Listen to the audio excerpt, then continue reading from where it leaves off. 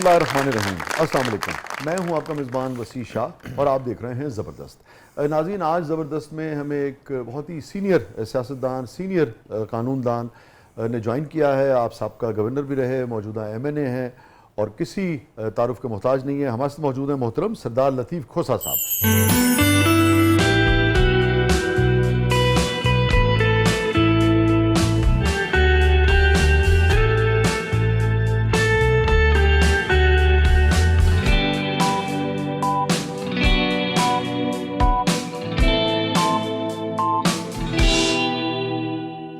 Sir welcome to the show. बहुत मेहरबानी, thank you. तुझे टाई बहुत अच्छी लगी। Thank you for the compliment. देखें, बंदे को, इंसान को, मैं तो अपने लिए ड्रेस करता हूँ, सीधी सी बात है। जो मुझे अच्छी लगती है, मैं समझता हूँ कि वो सभी को मन भावनी होगी। क्योंकि जब आप इंसान अपने आप को जो है अच्छा लगता है तो वो फिर दूसरे को भी अच्छा लगता है। सो मैं अपने लिए ड्रेस अप करता हूँ।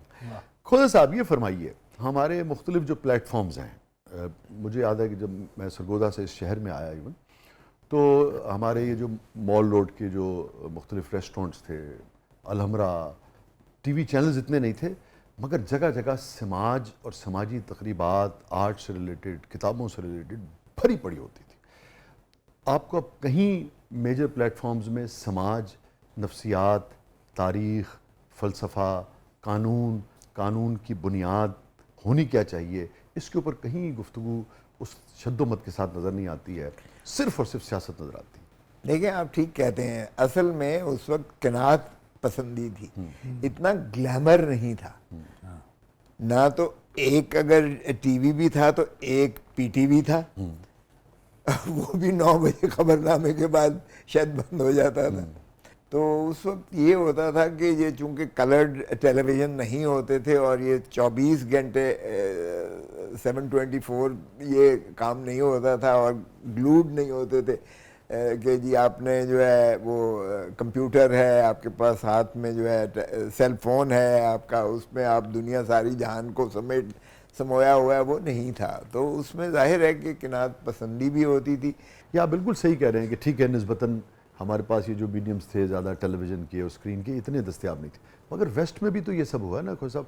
मगर हमारे मौज़ूआत जो हैं, जो दीगर ज़िंदगी के शोबे हैं, जैसे मैंने इब्तिदा में कहा, समाज है, तारीख़ है, फ़लसफ़ा है, आर्ट है, कहीं भी इन्हीं इसमें वो मौज़ूआत तो आते, वो प्रोग्राम्स तो आते, उसके लिए भी तो कुछ होता ना। देखिए, उसमें भी सारा कुछ बदल गया है, दुनिया ही बदल गई है। हम समझते हैं कि वो बड़ा अच्छा वक्त था, लेकिन मैं देखता हूँ आज भी जो है हमारी नई नस्ल जो है वो माशाल्लाह हमसे बहुत ज़्यादा आगे ही रखती है, वो बहुत आगे जो है।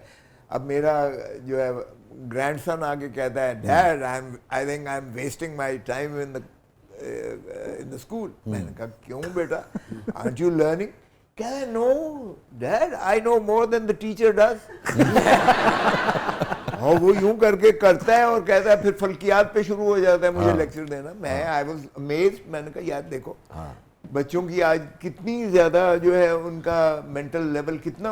आप बिल्कुल बड़ी अहम बात कर रहे हैं, ये दुरुस्त करें। और शायद बच्चे पढ़ भी ज़्यादा रहे हैं, ज़्यादा तालीम के हुसूल में संजीदा भी हैं, मगर बहैसियत मुआशरा क्या हम उन तमाम चीज़ों पर, उन तमाम मौज़ूआत पर डिस्कशंस कर रहे हैं मुख्तलिफ फोरम्स पे जैसे दुनिया कर रही है? नहीं, देखें, मेरे ख्याल में जितनी जल्दी हम इस चीज़ को रियलाइज़ कर लें, जितनी जल्दी हम अपने आप को एडजस्ट करें, हम एडजस्ट नहीं कर रहे हैं अपने आप को।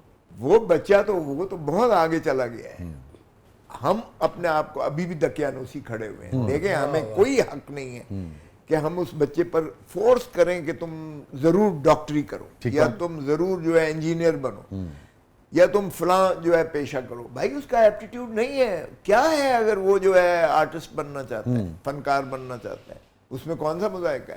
क्या है अगर वो गेम खेलना चाहता है, क्रिकेटर बनना चाहता है, या उसका जो है क्या है अगर वो पियानो या उसकी जो है बांसुरी को जो है वो या बैंड अपना लेकर, हम उसको कहते हैं ये जी फाशी है, ये जी आवारा हो गया, ये पता नहीं क्या हो गया, फलाना हो गया। देखें, जब तक हम इसको रियलाइज नहीं करेंगे कि उसके पोटेंशियल पर, जब मैं गवर्नर था, मैं आपको बताऊँ, मैंने कहा भाई साहब ये 36 मैंने यूनिवर्सिटीज़ के वाइस चांसलर को बुलाया, मैंने कहा do you know you are producing job seekers, you are not educating them. और तुम सिर्फ उसको clerks। डिग्री एक कागज का टुकड़ा पकड़ा रहे हो और उसको कहते हो जा अल्लाह भली करसी जाके नौकरी लब। या क्लर्क ही कर ला। मैंने कहा जी मैं एक नायब कासिब की जो है एडवर्टाइजमेंट देता हूं तो 10,000 एप्लीकांट डबल ग्रेजुएट आते हैं। आलम ये है अगले 30 इन द नेक्स्ट 10 years 10 साल में you need 36 million jobs, 3 crore 60 lakh jobs आपको चाहिए। तो मुझे बताएं कि कौन सी सरकार दे सकती है। तो इंस्टेड ऑफ, मैंने कहा जॉब सीकर्स की बजाय जॉब क्रिएटर्स, एंटरप्रेन्योर, उनको टेक्निकल स्किल्स की तरफ लेके जाओ। ये नॉलेज बेस्ड ईरा है, डिजिटल ईरे में हम एंटर हो रहे हैं।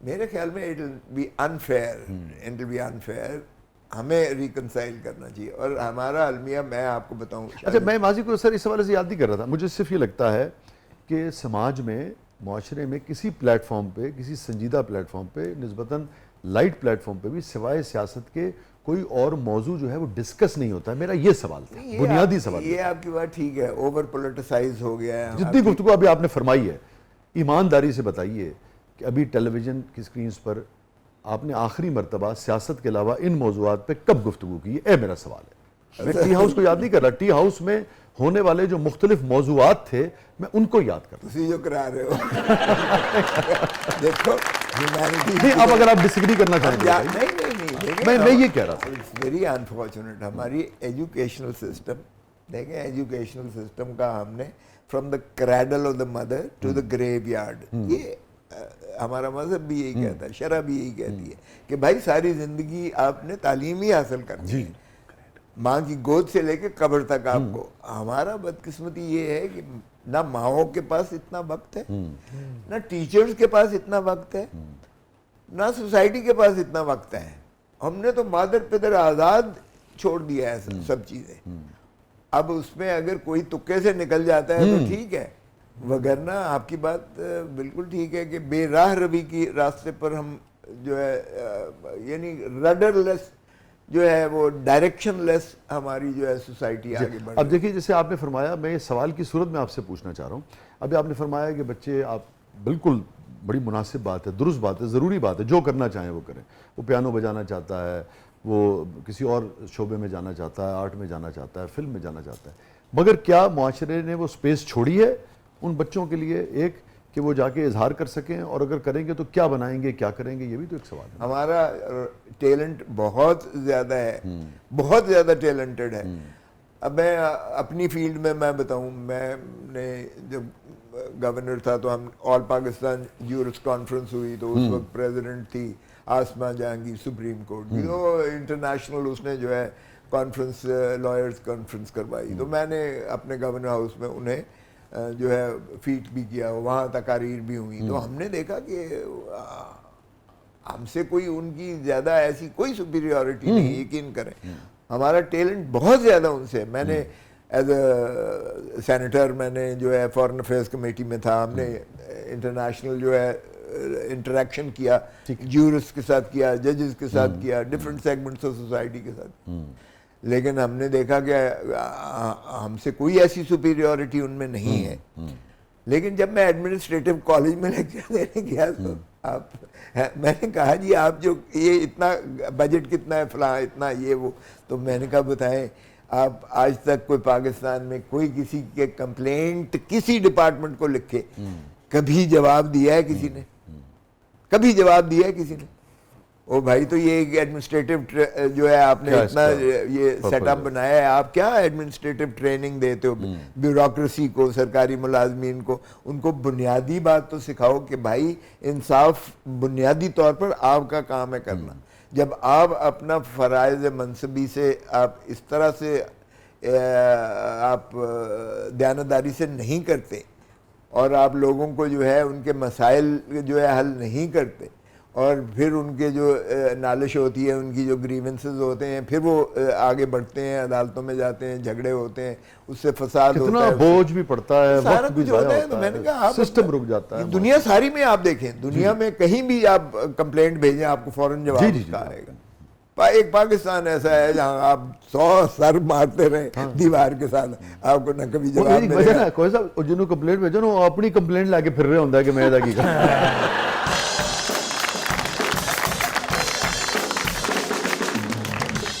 सुप्रीम कोर्ट में अगले दिन हम जा रहे थे, वो एक बाबा सा था, कहंदा वो इत्थे अदालत दा कमरा नहीं पिया लभदा ते इंसाफ कितों लभेगी। वो सुप्रीम कोर्ट में आपको पता है चक्कर जो बहुत ज्यादा, अंदर घुस जाओ एक दफा तो फिर आपको तलाश करना। ये जो अभी आपने आखिरी जुमला कहा, इस जुमले पे अगर कोई पेशी वेशी हुई तो आप साथ होंगे ना हमारे?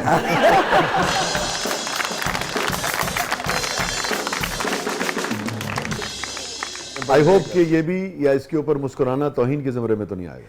अरे बाबा छोड़ो यार, तौहीन तो होना ही नहीं चाहिए। तौहीन अदालत का ये कॉन्सेप्ट ही, ये this is alien and this is foreign to the growth of the rule of law.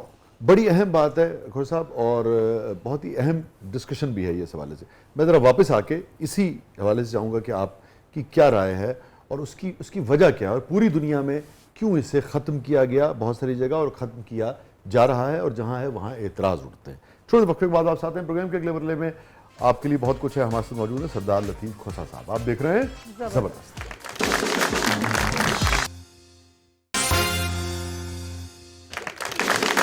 Welcome back नाज़रीन, ज़बरदस्त में एक बार फिर खुशामदीद। हमारे साथ मौजूद है मोहतरम सरदार लतीफ़ खोसा साहब। ये फरमाइए कि आप मुख्तलिफ़ हुकूमतों का हिस्सा रहे, सीनियर पॉलिटिशियन है, सीनियर कानूनदान है, और तारीख़ पे आपकी बड़ी गहरी नज़र है। ये मैं ज़रा थोड़ा सा मुख्तसर चाहूँगा इस जवाब जैसे कि अगर 2-3 लफ्ज़ी हो जाए तो सुभान अल्लाह। खोसा साहब ये फरमाइए कि जितनी हुकूमतें आईं और गईं, उनमें से कुछ का आप हिस्सा थे या नहीं थे, किसी पार्टी में थे या नहीं थे, सबसे ज़्यादा इदारों में कम मुदाखलत किस हुकूमत ने की आज तक पाकिस्तान की तारीख में जो बनी है? किसी ने भी कमी नहीं की है, लंका से जो निकला सो 52 गज का। अरे बाबा, मगर शुक्रिया, सच बोलने का बहुत बच्चा।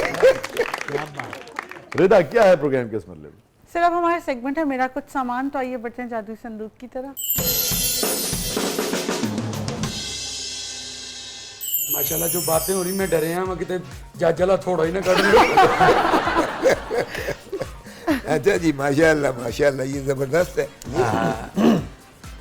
ये भी है भाई, वाह जी वाह। ये जेल में ना, जेल में वो चूंकि वो मेरे बड़े बड़े क्लाइंट्स रहे हैं, जरदारी साहब भी और बाकी भी, तो वो क्या करते थे,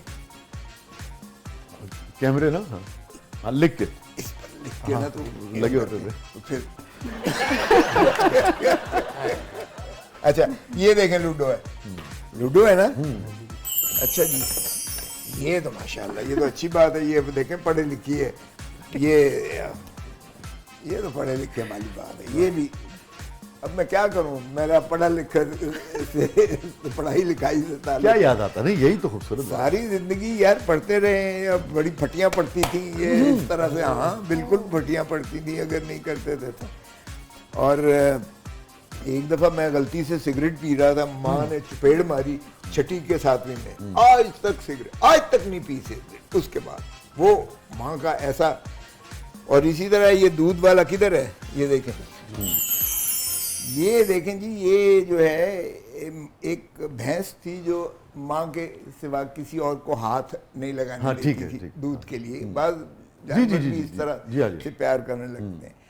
तो जब हम छुट्टियों पे जाना तो माँ ने अपना गोद में वो लेनी, कटोरा लेना, हाँ। और एक थन उसने उसके कटोरे में डालना, एक मेरे मुंह में डालना, डायरेक्ट तारा जुनून, डायरेक्ट तारा। क्या दूध का मजा आता था, उसका दूध का ही मजा ही और था वो। और वैसे भी, और फिर माँ बैठी उसको, हुए थे। तो ये आज तक नहीं भूलती ये बात। और दूसरी बात ये है कि जो सिगरेट मैंने पी थी वो गलती से छठी 7वीं के जो जिस तरह बच्चा होता है, वो उसने एक चपेड़ मारी थी। आज तक सिगरेट, वालदा ने आज तक सिगरेट नहीं पी। तख्ती से क्या आ रहा था? तख्ती जी, इसका तो तख्ती का तो हाथों पे मारते थे क्योंकि मेरी उर्दू कमज़ोर थी। तो इंग्लिश मीडियम में मैं पढ़ता था, तो एक दफ़ा हमारे जो आसिफ खोसा चीफ जस्टिस रहे हैं, वो मेरा फर्स्ट कज़न है, तो उनके नाना जो है शौक साहब, वो एजुकेशनिस्ट थे। वो आए तो उन्होंने कहा क्या कर रहे हो, मैंने कहा आई एम प्लेइंग मार्बल्स। 3-4 सवाल किए, उन्होंने अब्बू को कहा कि अब इसे उर्दू मीडियम में डाल दें। तो उन्होंने कहा कि अब जो है फ्यूचर पाकिस्तान के लिए ये बच्चा मिसफिट हो जाएगा, अब आप इसे अंग्रेज़ी से निकाल के उर्दू मीडियम में ले जाएं ताकि ये ब्लेंड हो जाए, वगरना इसकी अंग्रेज़ी अब कभी मार नहीं खाएगा ये, लेकिन इसके बाकी सब्जेक्ट्स जो है कमज़ोर हो जाएंगे और इसकी एरोगेंस और प्राइड जो है ये जो है वो उसी इंपीरियल सोच की है। हमने अभी तक उसको नहीं किया बदला। मैं सवाल करने जा रहा था नहीं कि आप बदला जैसे हमने। लोगों को सिस्टम में जब रियलाइजेशन भी थी कि इन निज़ामों को लागू करने के पीछे फ़लसफ़ा क्या था, आम आदमी के लिए और रूलिंग एलीट के लिए क्या था, चीफ्स कॉलेज का मतलब क्या है और टाट वाले स्कूल का मतलब क्या था, तो आप लोग क्यों कभी तब्दील नहीं कर सके? पीपल्स पार्टी के दौर में भी नहीं कर अब सके? ये भी सुन लो मैंने बतौर गवर्नर के, चूंकि मैं बोर्ड ऑफ गवर्नर्स का जो चेयरमैन भी होता था, मैंने बुलाया प्रिंसिपल को। मैंने कहा प्रिंसिपल साहब, ये जो गार्ड रखे हुए हैं बच्चों ने और मुझे रोज़ शिकायत आती हैं, आप खुदारा इन बच्चों को जो है ये एक ह्यूमन वो कदरों की, इंसानी कदरों की इनको जो है और डिग्निटी ऑफ वर्क का, लेबर का, इनको इंसान की जो है इज्जत करना जो है ये भी सिखाएं।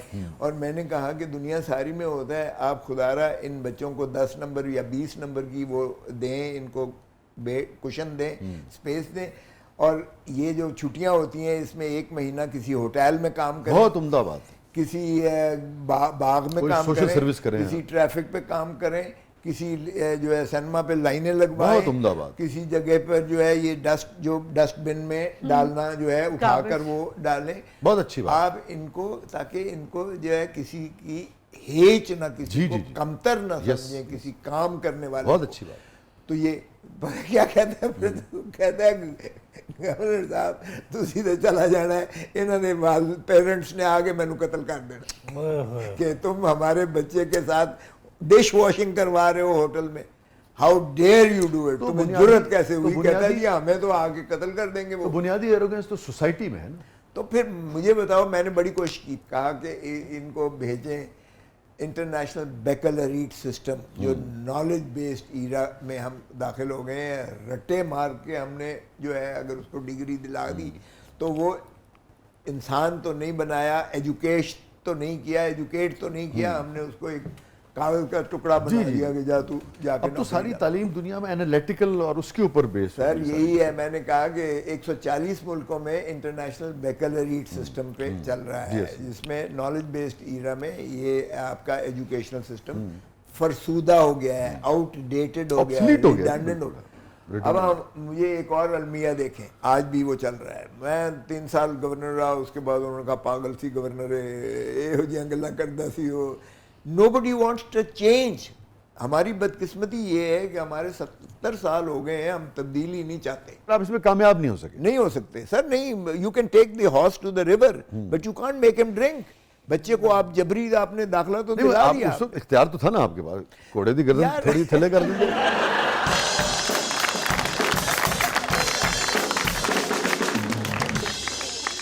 नहीं, इतना भी अख्तियार नहीं होता, इतना भी अख्तियार नहीं होता, मैं आपको बताऊं, सच्ची बात ये है।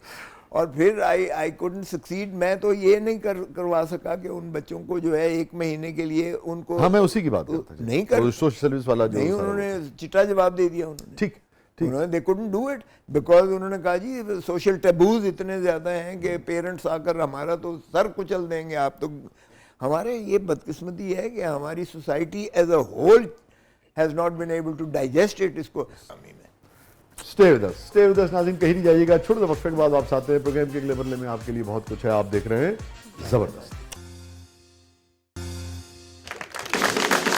वेलकम बैक नाज़रीन, जबरदस्त में एक बार फिर खुशामदीद। और रिदा साहब क्या है प्रोग्राम के इस पर? सर अब हमारा सेगमेंट है जबरदस्त, पब्लिक सब जानती है, सो लेट्स सी पब्लिक आज आपसे क्या जानना चाहती है। जी खोजा साहब।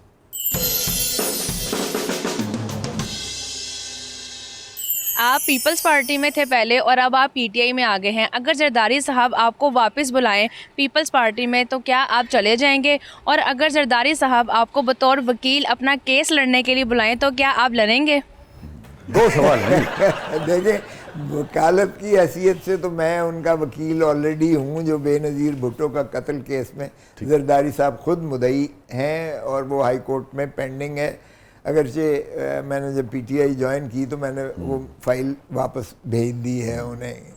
तो राहें बदल गई मगर केस नहीं वकील नहीं बदला। बाहर गैफ देखते हैं, लेकिन ये है कि मैं अभी भी उनको इज़्ज़त के एहतराम से और निगाह से देखता हूँ। और जहाँ तक मरहूम रानी शहीद बेनज़ीर भुट्टो है, मैं उनका तो तहे दिल से इज़्ज़त भी करता हूँ, एहतराम भी करता हूँ। अभी देखते हैं, अगर मुझे नहीं पता, क्योंकि राहें जब जुदा हुई तो बेसिकली उन्होंने मुझे जो है वो जुदा की राहें। मैंने ज़रूर ये तनकीद पार्टी के अंदर की थी कि आपको मुस्लिम लीग नून के साथ ज्वाइन नहीं करना चाहिए, और मैंने ये भी कहा था कि आइन पर खुदारा अमल कीजिएगा, ये पावर पॉलिटिक्स की बजाय पीपल्स पॉलिटिक्स करें। जो भुट्टो साहब पीपल्स पॉलिटिक्स करते थे, जम्मे गफीर था और उन्हीं के वोटों की ताकत से। रानी शहीद बेनज़ीर भी पीपल्स पॉलिटिक्स करती थी, लड़ोगे लड़ेंगे, मरोगे मरेंगे अवाम का।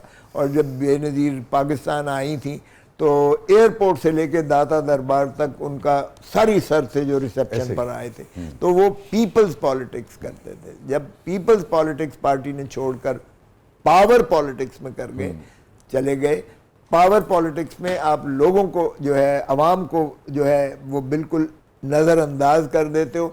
फिर पावर कॉरिडोर्स के ज़रिए आप उनकी कंधों पर सवार होकर बैसाखियों से पावर में आते हो, ताकत में आते हो, रियासत पे। जरदारी साहब अगर कभी ये फ़ोन करें कि हाँ मैं हूँ ये सारियां गल्लां ते अमल करने का फैसला कर लिया, तो फिर देखें अभी तो मैं नहीं कह सकता, क्योंकि मैं MNA हूँ, तो ये अमानत है, ये इमरान खान की अमानत है। तो मैंने कभी ज़िंदगी में अमानत में ख़यानत नहीं की है, इसलिए अब वापसी का कोई सवाल नहीं। अब देर हो चुकी देर हो जी। अस्सलाम वालेकुम खोसा साहब, मेरी आपसे गुजारिश है कि सराइकी में एक गाना सुना दे जिसमें ढोले का जिक्र हो।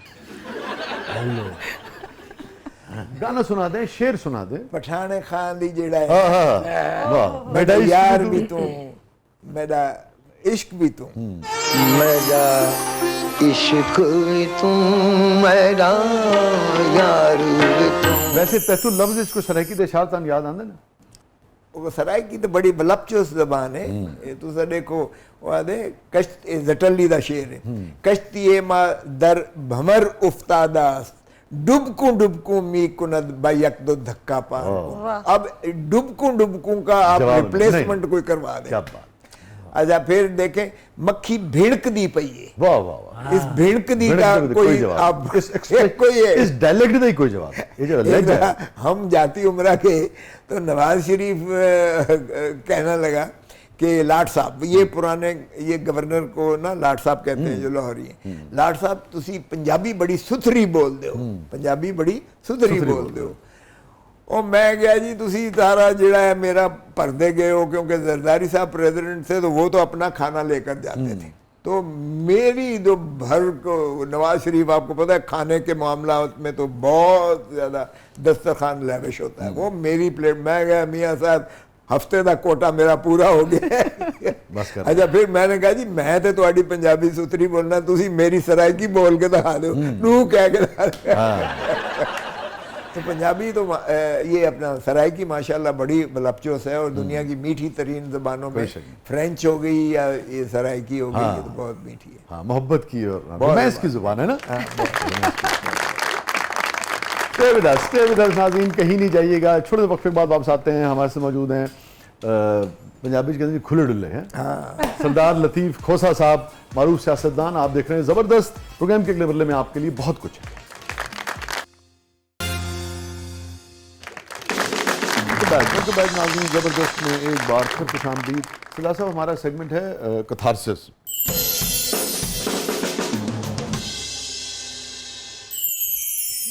सियासतदान, एक सीनियर सियासतदान के कथारसिस। अरे जी बिस्मिल्लाह बिस्मिल्लाह। हम तो वैसे ही खुली किताब हैं, हम तो पब्लिक प्रॉपर्टी बन जाते हैं। ये फरमाइए सरदार साहब, कोई ऐसी बात जिस पे ज़मीर आपको मलामत करता हो, कचौके लगाता हो कि यार सरदार लतीफ़ खोसा ये ज़िंदगी में गलत हो गया था मुझसे? कई दफ़ा मेरे केसेस में, अगले दिन भी एक केस में हुआ, मैंने वो सजाए मौत का केस बरी करवाया। अच्छा, मुझे बहुत तकलीफ हुई, हालांकि मुझे खुशी होनी चाहिए थी बरी करवाने की। और आपको ये पता था कि नहीं, मुझे पता नहीं था, लेकिन एक आपको केस को देखकर आपकी जो है वो आपको महसूस होता है कि यार ये नहीं बरी होना चाहिए, नहीं होना चाहिए बरी।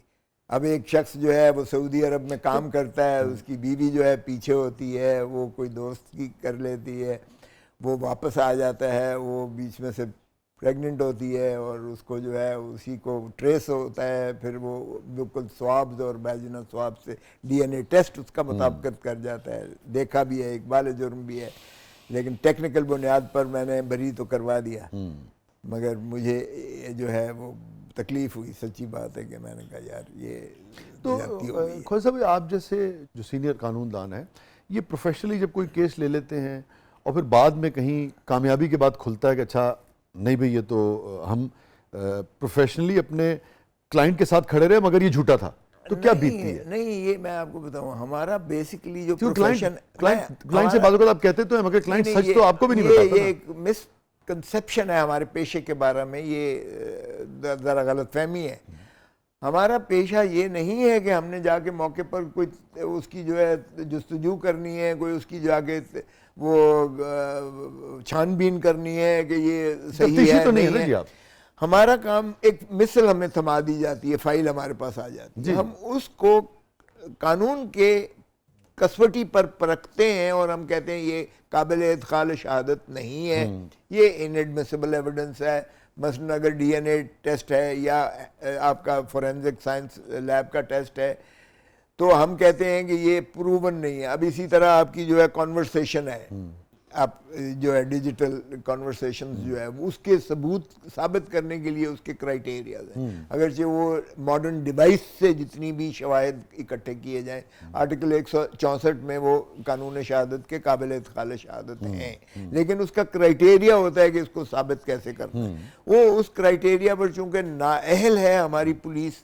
उनको टेक्निकल जो है एजुकेशन नहीं है, तो वो कोई ना कोई ऐसी खामी छोड़ जाते हैं जिसको हम एक्सप्लॉइट करके हम कहते हैं, और वो अदालत चूंकि कानून की पाबंद है, अदालत के ये नहीं कह सकती है कि मैं सब्जी खरीद रहा था मेरे सामने कत्ल हुआ है जी, मतलब तो क्या हो जाएगा ना उसका। हाँ, वो क्या तो अब शहादत जो है वो मिसल पर जो बात ही है। अच्छा, हमें गट फीलिंग, अब ये मजबूरी है हमारी गट फीलिंग अपनी जगह पर, लेकिन हमारा कानूनी पेशे का तकाजा ये होता है कि हमने उस मिसल की बुनियाद पर ये साबित करना होता है। अगर हम मुस्तगीज की तरफ से, अब कल मैं मुस्तगीज की तरफ से था सुप्रीम कोर्ट में, तो मैंने कहा कि जनाब हमने तो कुछ ज़्यादा ही मुल्जिम को अपना चहीता कानून का जो है फर्जंद करार दे दिया है, फेवरेट चाइल्ड ऑफ लॉ, हमने तो ज़्यादा नहीं दे दिया उसको। इस बच्चे, इस बेटे का, इसका बंदे का, मुद्दई का, इसका एक ही बेटा था और वो जो है देखें कि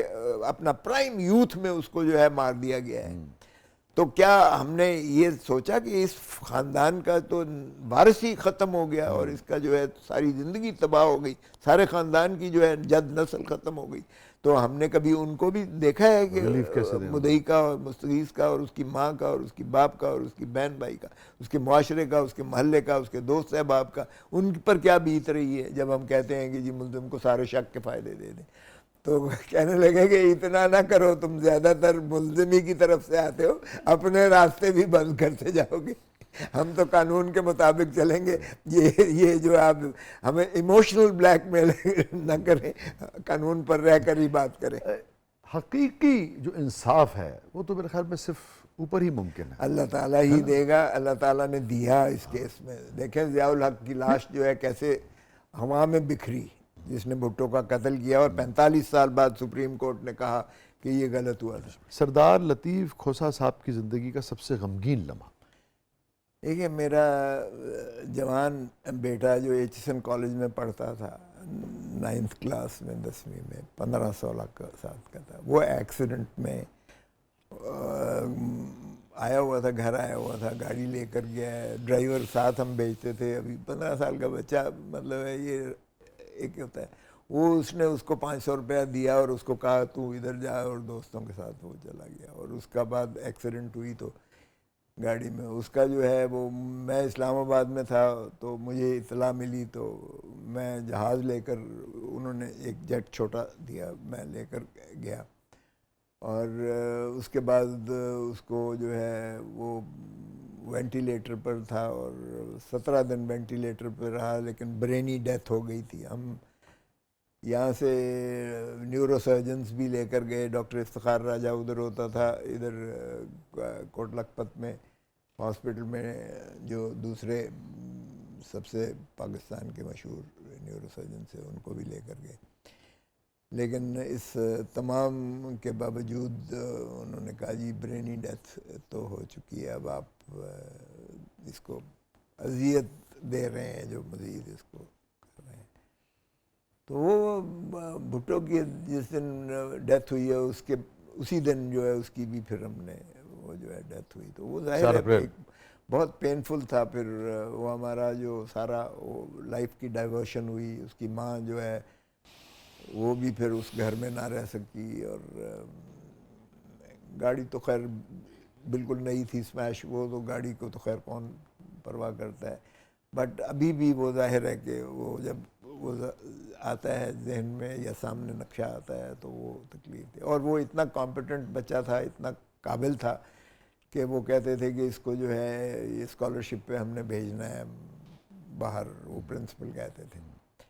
इसलिए नहीं कि मेरी असर की वजह से, बल्कि वो खुद आपके बड़े साहबजादे भी अपने लाइफ कॉम्पिटेंस था, तो वो अनफॉर्चुनेटली उसकी वो एक जाहिर है कि बाहर का अब वो it's very difficult and painful के उसको, but life has to go on and one should move on and I have moved on. Allah ताला आपको सब्र जमील अता फरमाए। और वो तो बच्चा था मगर फिर भी उसके दर्जात हर हवाले से बुलंद करे, आपकी फैमिली को इस दुख को सहने का हौसला दे।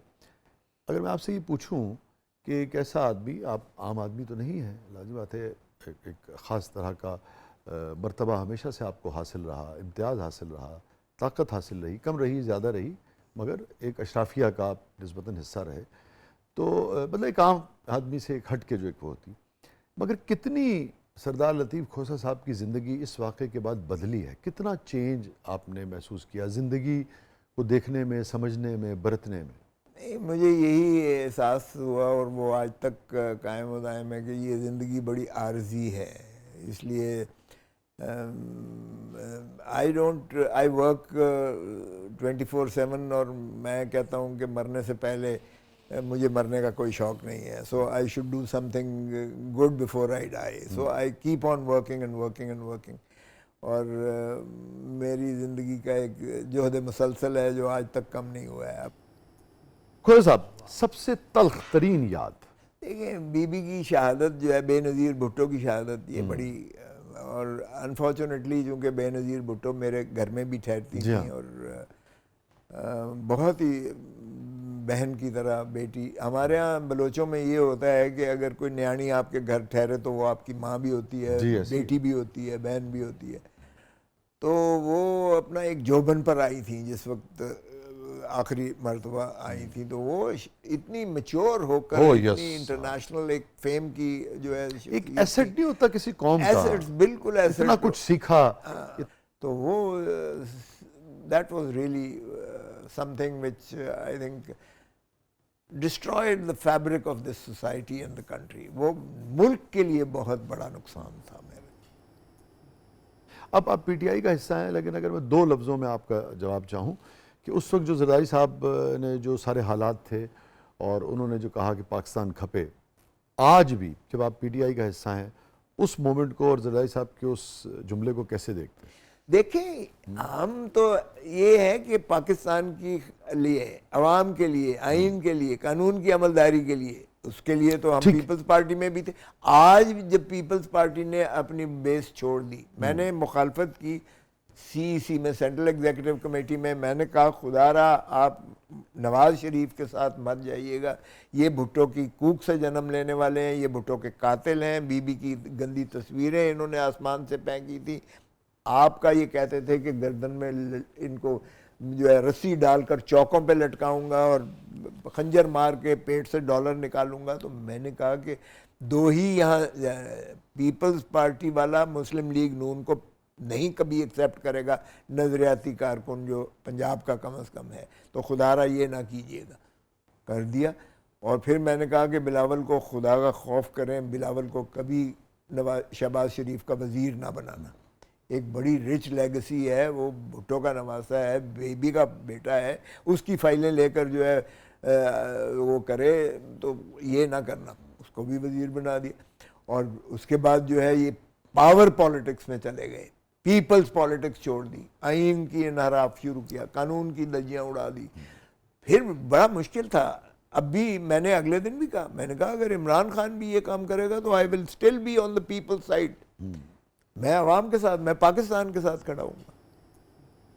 सरदार साहब ये फरमाइए, आपकी ज़िंदगी का सबसे हैप्पीएस्ट मोमेंट? वो तुम्हें देखकर जो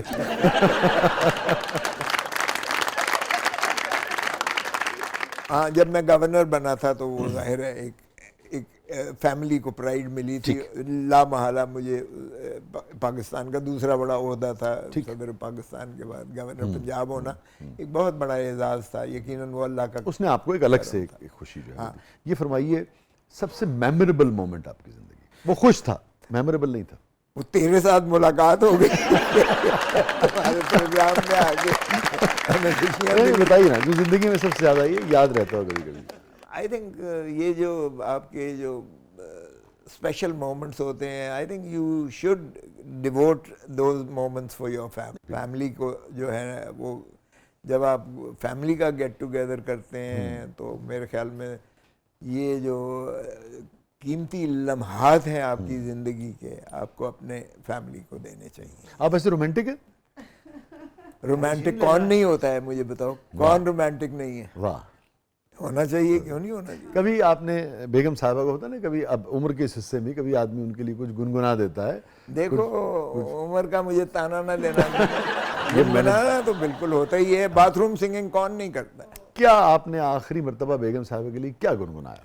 क्या बात है, क्या बात है। अभी आजकल फूल बहुत आ रहे हैं। वाह। गुलों में रंग भरे बादे नो बहार चले, गुलों में रंग भरे बादे नो बहार चले, चले भी आओ के गुलशन का कारोबार चले। बहुत बहुत शुक्रिया खोर साहब, बहुत बहुत शुक्रिया। आप तशरीफ़ लाए, आपने वक्त निकाला और बड़े दिल से, और आपने बहुत सारी पर्सनल बातें भी आपने शेयर की। थैंक यू सो मच खोर साहब।